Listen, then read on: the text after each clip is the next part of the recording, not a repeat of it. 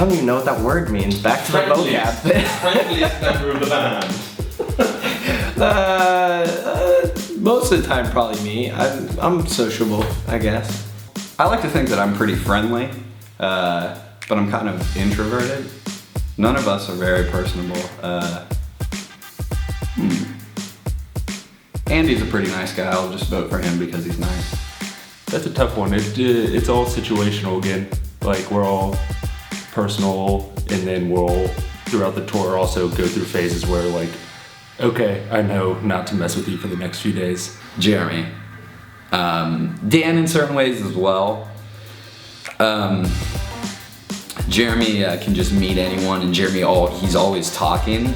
So like if you're in a cab or just sitting in a room and it's early and everyone's like, I'm not a morning person at all, so if there's nothing to talk about, I'm not gonna talk. Jeremy's always gotta be talking.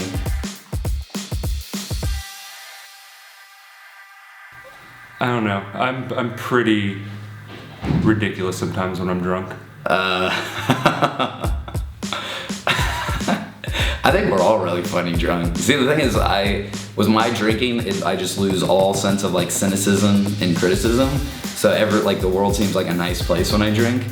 So with that in mind, you can't really unless you're like hypercritical, then you're an awesome drunk. So I think everyone's a great drunk, including myself.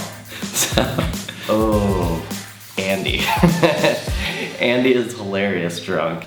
If you can get him there, Andy's pretty good because it's a rarity. So he's like, he'll have a couple beers all the time, but he'll rarely go beyond that. So when he does, he just becomes violent and like, he's tackled me to the ground many times. And I don't know if you can do the math physics wise, but that is a horrible end for me. So probably Andy, yeah.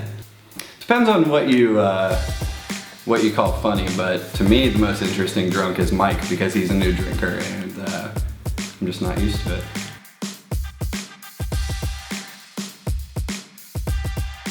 Jeremy. Probably Jeremy again, even though they're terrible jokes a lot of times. It's horrible for people to try and hang out with us because everything in our life is just one big inside joke for the past 7 years. So like that's the only way you can really do what we do, like especially because we're not like big huge massive band everywhere in the world, so we're put in these weird situations all the time and you just have to deal with it. So yeah, all of us just big jokers. Oh, Chris, definitely Chris. I can't even tell some of the stories.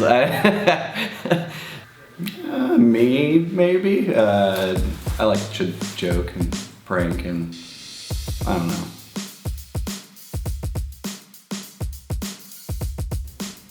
Me again, probably, because I'm way too into 90s indie.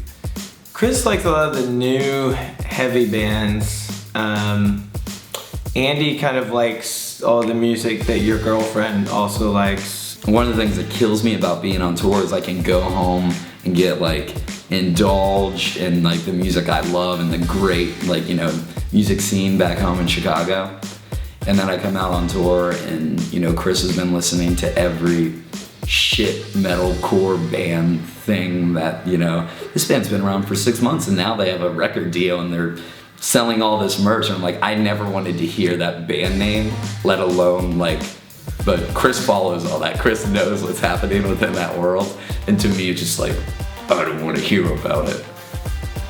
I know that this is me, and I would even vote for myself.